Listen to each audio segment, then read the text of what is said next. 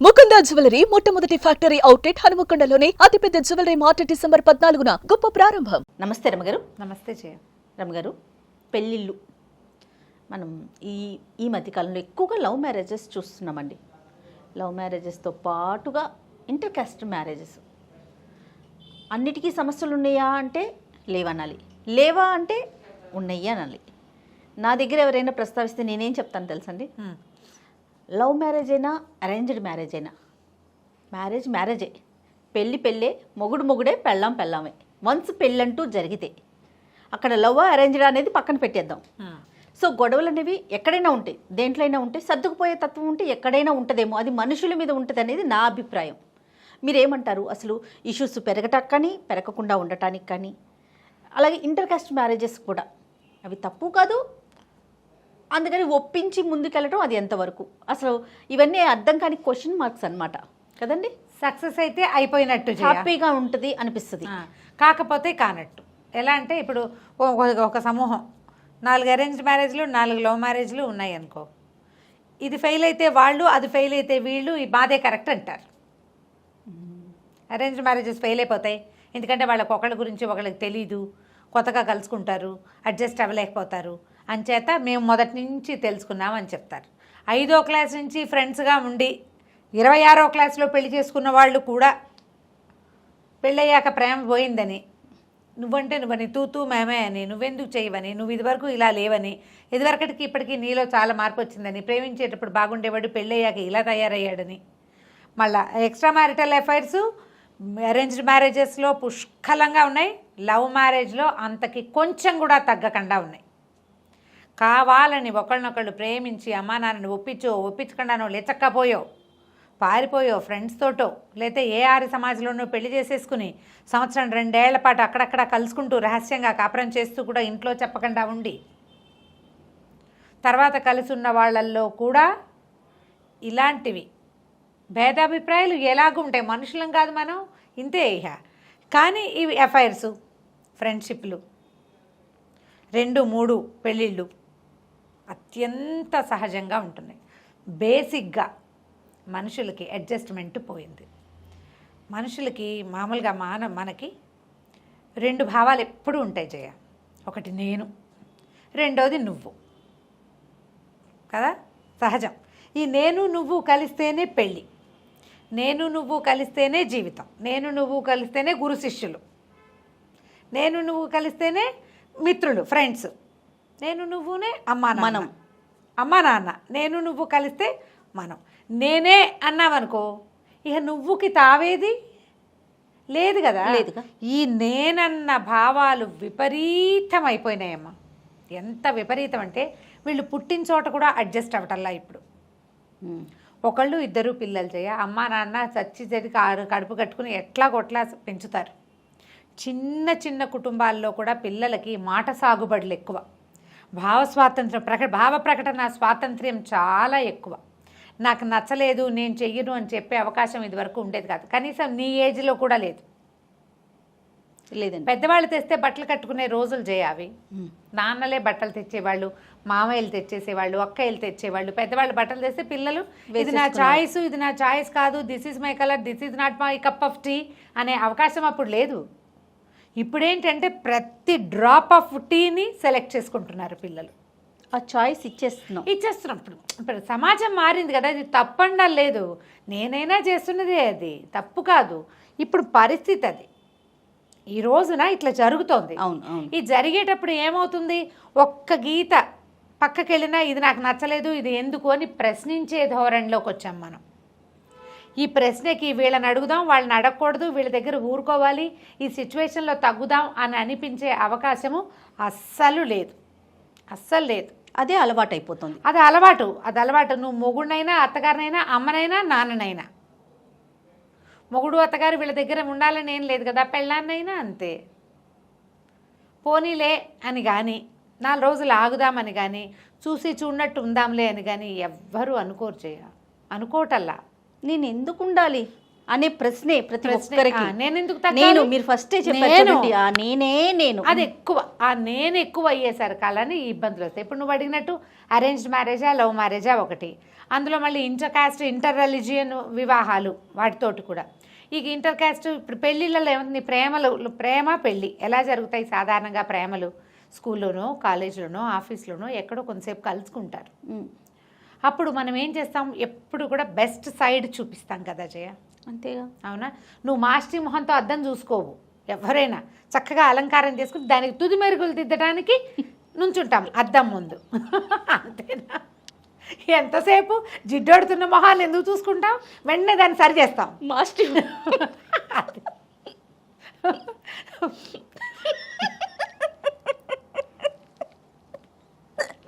Super రమ్మ గారు, exactly కరెక్ట్గా ఉండే శుభ్రమైన 100%. అదే మనం ఎప్పుడు కూడా సమాజానికి చూపిస్తాం, ఫ్రెండ్స్కి, క్లోజ్ సర్కిల్కి మన ఒరిజినల్ రంగు.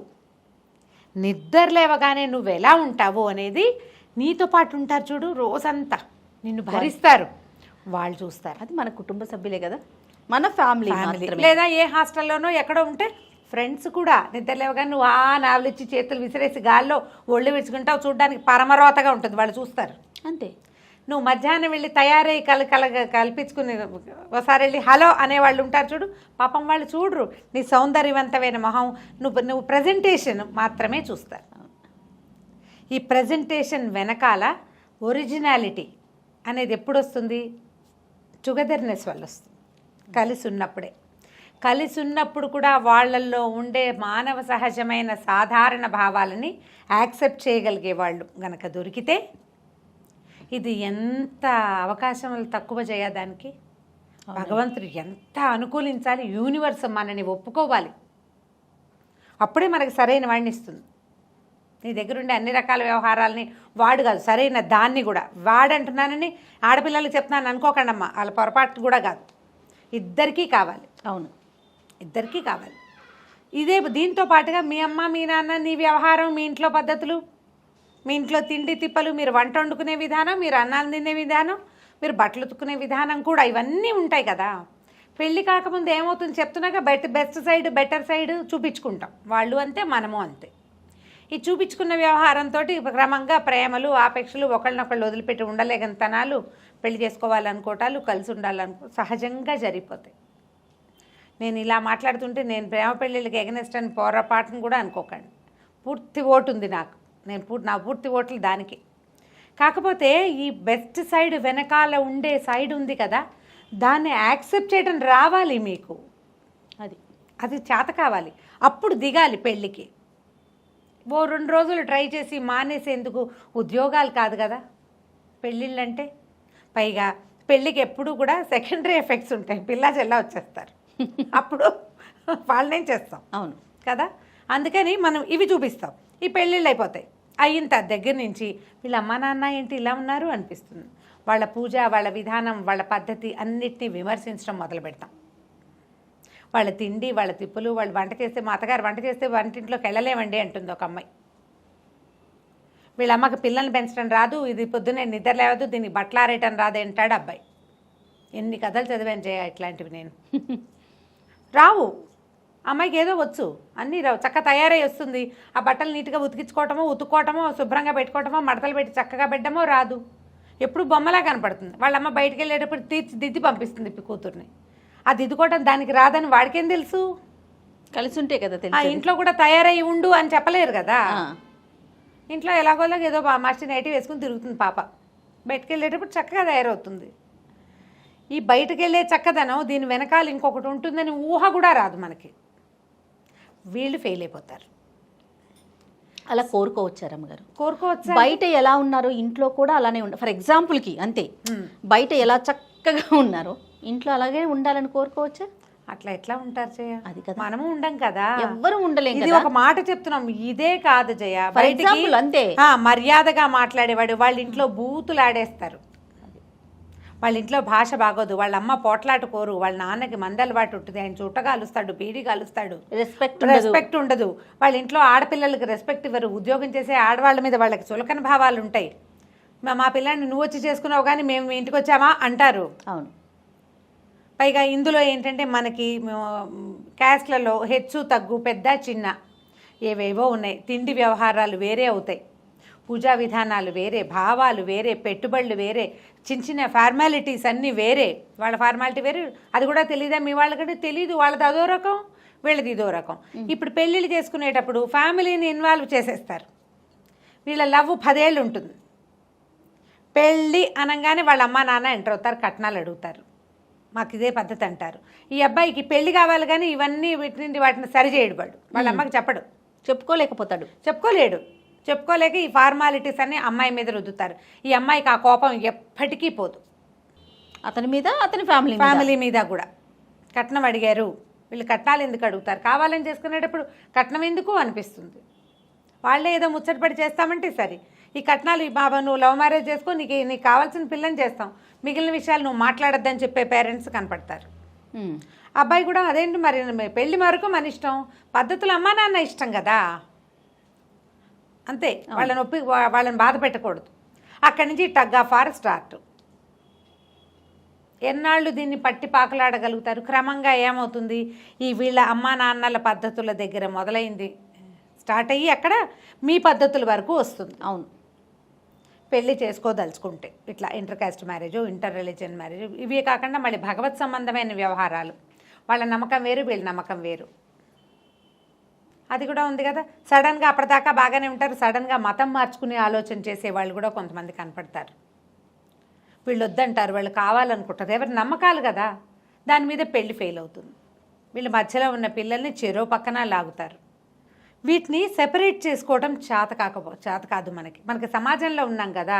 మన అమ్మ నాన్నని ఒప్పించుకునేటప్పుడే వీళ్ళు కట్నాలు ఇవ్వరు, చెప్పుకోవాలి.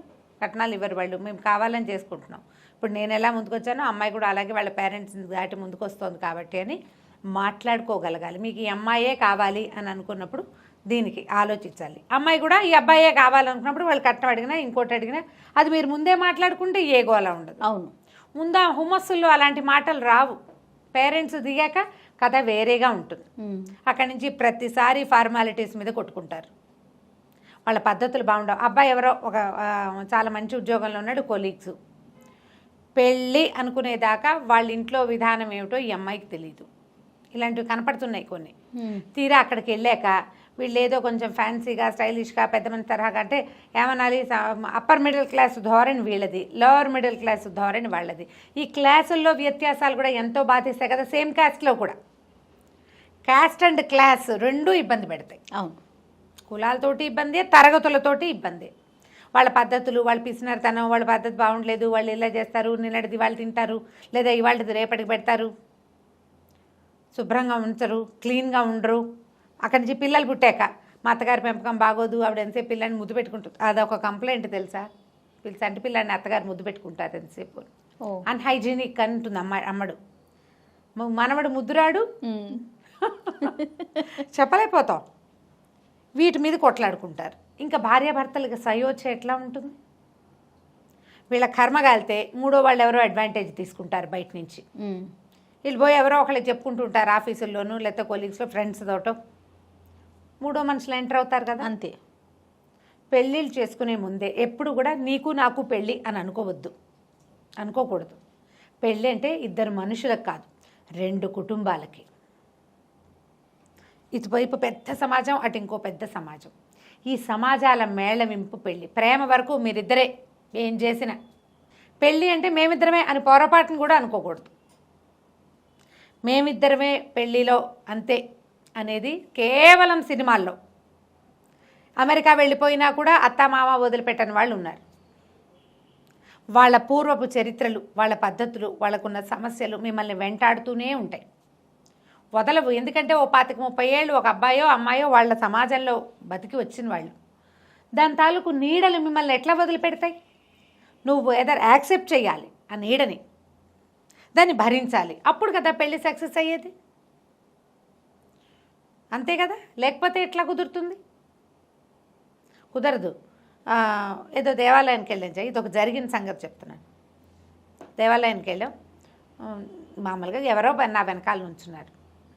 ఇద్దరు భార్యాభర్త వచ్చారు. అమ్మాయి కొంచెం చక్కగా మంచి ట్రెడిషనల్గా ఉంది, అబ్బాయి జీన్స్ ప్యాంట్ బాగున్నారు. చిన్నపిల్లలు 30 ఉంటారు. గోత్రాలు చెప్తా గోత్రనామాలు అడిగారు అర్చకుడు. ఆ అబ్బాయి ఓ గోత్రం చెప్పాడు, ఈ అమ్మాయి ఓ గోత్రం చెప్పింది. చెరుకో గోత్రం చెప్పారు. నేనేమనుకున్నా, ఓహోసారి అబ్బాయి వాళ్ళ గోత్రం చెప్పారు, ఈ పిల్ల తండ్రి గోత్రం చెప్పుంటుంది. ఇప్పుడు మేమైనా ఏం చేస్తామంటే ఏదైనా పెద్ద పెద్ద దేవాలయాలకు వెళ్ళి చెప్పినప్పుడు మా గోత్రంతో పాటు మా పుట్టింటి గోత్రం అన్నయ్య పేరు కూడా చెప్పి గోత్రం చెప్తాం. అన్నయ్య పేరు మీద కూడా అర్చన అని చేస్తాం కదా సహజంగా. నాన్నగారు ఉంటే నాన్నగారి పేరు గోత్రం చెప్తాం.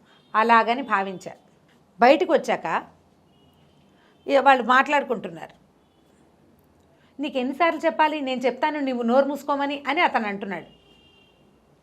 కొంచెం కుతూహలం వచ్చింది, ఏమిట్రా అని. ఆ అమ్మాయి అడిగితే, నేను మా పెళ్ళిలో గోత్రాలు మార్చుకోలేదంటే నా గోత్రం నాకే ఉంది. ఇంటి పేరు ఉందిలాగా అమ్మాయి గోత్రం అమ్మాయికే ఉందిట, అతని గోత్రం అతనిదేట, అందుకని అమ్మాయి అలాగే చెప్తుంది. గోత్రాలు మార్చుకోలే మేము. అంటే మేము ఆర్య సమాజంలో పెళ్లి చేసుకున్నామంటే మామూలు హిందూ ట్రెడిషనల్ మ్యారేజ్లో గోత్రాలు అవి మారుస్తారు, నాకు ఇష్టం ఉండదు. నేను మా నాన్న గోత్రంతో ఉండాలనుకుంటున్నా. అసలు బుర్ర తిరిగిపోయింది జయ నాకు. ఇదేం వాదం?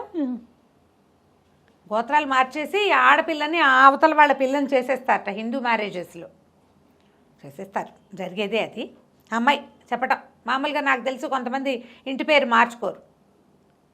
సినిమా యాక్టర్లు కొంతమంది తండ్రి ఇంటి పేరు భర్త ఇంటి పేరు కలిపి పెట్టుకున్న వాళ్ళని మనం చూస్తున్నాం కొంతమంది. అవును.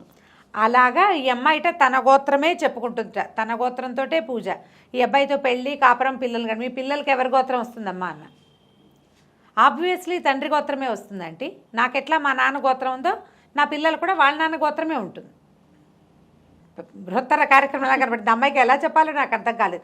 అతను అడిగాడు, ఆంటీ మీకు తెలుసా ఈ విషయం, మీరు అర్థం అయ్యేలాగా చెప్తారని. ఇది ఇవాళ సంగతి కాదు, ఒక 6-7 ఏళ్ల క్రితం. ఈ తాబెట్టను కుందేటికి 3 కాళ్ళు అనే వాళ్ళకి చెప్పలేమయ్యా, ఇది ముందు నుంచి వస్తున్న సిస్టము. ఈ సిస్టమ్ అసలు గోత్రం మారటం వల్లే ఈ అమ్మాయి వాళ్ళ ఇంటి అమ్మాయి అవుతుందని. గోత్రం మారపతి మీరేమిట్లు అంటే ఏదో మరి అడగాలిగా. ఇలాంటప్పుడు వీళ్ళది తదినాలు తిథులు పెట్టే జాతే వాళ్ళది. ఓకే, పెట్టుకుంటారు కదా మరి కొంతమంది. మరి అలాంటప్పుడు నీ భార్య వంట చేయడానికి దానికి పనికిరాదు, గోత్రం మార్చుకొని నేనంటే నీ గోత్రమైన అమ్మాయే మీ నాన్నకి పితృకార్యం చేసినప్పుడు వంట చేయడానికి పనికొస్తుంది, అగ్ని కార్యానికి పనికొస్తుంది, లేకపోతే పనికిరాదు. చెప్పారా అని చెప్పారు. ఆ అమ్మాయి చాలా రూక్షంగా చూసింది నాకేసి. అవన్నీ హంబక్ అంది. నేను మరి అది హంబక్ అయితే గోత్రం కూడా హంబక్కేగా, అసలు ఇంకెందుకు? అది హంబక్ ఓకే బాగుంది, మరి ఇది హంబక్ కాదా? మరి నీ గుళ్ళో నీ గోత్రం చెప్పుకోవటం ఎందుకు చెప్పావు గోత్రం? ఐ డోంట్ కేర్ వాచెవర్ అనింద ఇవే. కానీ వీళ్ళిద్దరూ కలిసి ఉండాలనుకుంటున్నారు, పెళ్లి చేసుకున్నారు.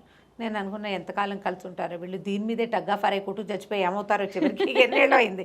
మళ్ళీ నేను వాళ్ళ ఫోన్ నెంబర్లు తీసుకోవడం అలాంటివి నేనేం చేయలేదు. చాలా రోజులు ఆ ఆశ్చర్యం నన్ను విడిచిపెట్టి వెళ్ళాలి. ఇప్పుడు ఇలాంటి ఆలోచనలతోటి అబ్బాయి కావాలి, అతను కావాలి, వాడి గోత్రము వాడి ఇంటి పేరు నాకొద్దు. వివాహం అంటే అది మాత్రం కాదమ్మా, అది కాదు. ఇది ఒక కొత్త ఆలోచన మీ అందరిలోనూ రేకెత్తిచ్చానేమో ఇప్పుడు నేను ఇది చెప్పి. వివాహం అంటేనే అమ్మాయిని అబ్బాయి పరం చేసేయటం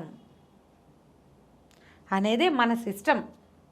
ఇంటి పేర్లు ఉంచుకున్నట్టుగా గోత్రనామాలు కూడా ఉంచుకుంటామని అంటే ఏమిటో మరి అదంత సమంజసంగా అనిపించలా.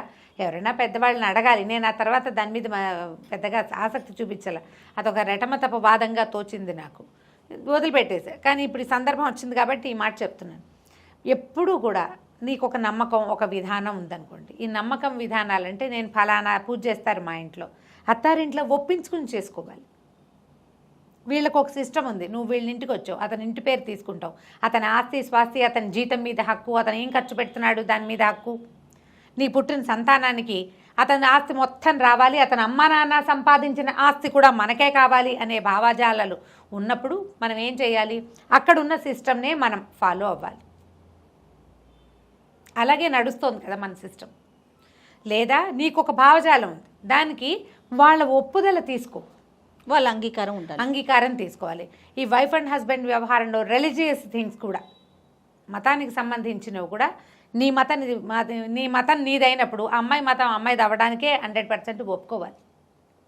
వాళ్ళ దాన్ని ఒప్పుకోకుండా నా దాంట్లోకి నువ్వు రా అని అడగకూడదు. అది ఎవరైనా ఎవరైనా, ఆడైనా మగైనా. అమ్మాయి ఏదో ప్రాణాయామాలు యోగాలు అవి చేసుకుంటుంది, ఎక్కడికో వెళ్తుంది. అతనికి అలాంటివి ఏం లేవు. నీది నువ్వు చేసుకో, చెప్పు, వింటే వింటాడు, లేకపోతే లేదు. లాక్కెళ్ళకూడదు. దేవాలయాలు, అమ్మాయిని తీసుకెళ్ళాలి, అమ్మాయి ఎక్కడికో వెళ్ళాలి, తీసుకెళ్ళు. నీకు నమ్మకం ఉంటే ఉండు గుళ్ళో, లేకపోతే లేదు.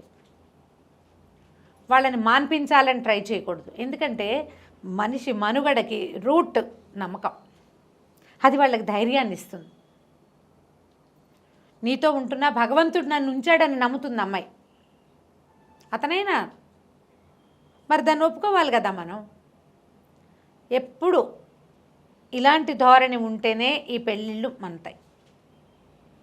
లేకపోతే మనకి విపరీతంగా ఇప్పుడు అరేంజ్డ్ మ్యారేజెస్తో పాటు లవ్ మ్యారేజెస్ కూడా ఫెయిల్ అవ్వటానికి కారణం ఏంటంటే ఎంతసేపు నేనే కరెక్టు, యాక్సెప్టెన్సీ లేకపోవటం. నేను చెప్పిందే కరెక్టు, నాకు తెలిసిందే కరెక్టు, పట్టిన కుందేటికి 3 కాళ్ళు. ఈ ధోరణి మార్చుకోకపోతే ఏంటంటే మనం కూడా పరిగెడుతున్నాం. మనం ఎన్ని చేతులు మారుతాం? ఒంటరి ప్రయాణం ఎప్పుడైనా బాగుంటుందా? ఒంటరిగా ఎంతసేపు నడుస్తావు? పక్కనున్నవాడు ఎలాంటి వాడైనా ఒకడు తోడు అంతే. నువ్వు వాడిని కొంత ఒప్పుకో, వాడు ఒప్పుకునేలాగా చెప్పుకో. నీ సంగతి కూడా తగ్గాలిగా. ఇద్దరు ఎక్కడో చోట తగ్గితేనే పెళ్ళిళ్ళు సక్సెస్ అవుతాయి. ప్రేమించుకోవటం ఎంత స్పీడో, ప్రేమించిన వాళ్ళని పెళ్లి చేసుకోవటం ఎంత ముఖ్యం అనిపిస్తుందో, ఆ పెళ్ళిని నిలబెట్టుకోవటం అంతకంటే 100 రెట్లు ముఖ్యం. చేసుకున్న పెళ్ళిని నిలబెట్టుకోవాలి. మనం ఎక్కడ తగ్గాలి, ఎక్కడ మానేయాలి, ఎక్కడ ఊరుకోవాలి అనేది సొంతానికి ప్రశ్న వేసుకుని ఇద్దరు కలిసి కూర్చొని మాట్లాడుకుని, లేదా మీ పెళ్ళికి దోహదపడిన, ప్రేమకి దోహదం చేసిన ఫ్రెండ్స్ ఉంటారు, చుట్టాలో ఎవరో ఒకళ్ళు, వాళ్ళని మధ్యలో కూర్చోబెట్టుకునైనా మాట్లాడుకుని దీన్ని సరి చేసుకోండి. ఇలా ప్రేమించుకోగానే అలా పెళ్ళికి తొందరపడద్దు. ముందు వెనక ఆలోచించుకోండి. వీళ్ళ ఫ్యామిలీలో నేను అడ్జస్ట్ అవ్వగలనా? ఎందుకంటే వీడు ఒక్కడే కాదు మనకు కావాల్సింది. వీడు ఒక్కడే ఉండడు ఎప్పుడు మన లైఫ్లో. ఆడగాని మొగ్గాని అమ్మాయి ఒక్కతే ఉండదు, అబ్బాయి ఒక్కడే ఉండడు. వాళ్ళు మొత్తం సమాజం ఉంటుంది. ఆ సమాజాన్ని నేను యాక్సెప్ట్ చేయగలను అనే ధైర్యం వచ్చినప్పుడే పెళ్ళికి దిగండి. ఓ 2 ఏళ్ళు ఏడాది లేట్ అయినా ఏం పర్వాలేదు. నువ్వు లేనిదే నేను బతకలేనని పరిగెత్తడం, ఆ వెనకాల ఉన్న వాళ్ళని చూడంగానే భయపడి వెనక్కి పారిపోవటం, అలాగే జరుగుతున్నాయి కదా. ఆలోచించి పెళ్ళికి దిగాలి. ఆల్రెడీ దిగేసిన వాళ్ళు ఆలోచించుకుని దాన్ని సెటరేట్ చేసుకోవడానికి ట్రై చేయాలి. అప్పుడు కొంచెం ఈ గోల తగ్గుతుంది. నమస్తే రమ్మ గారు. నమస్తే.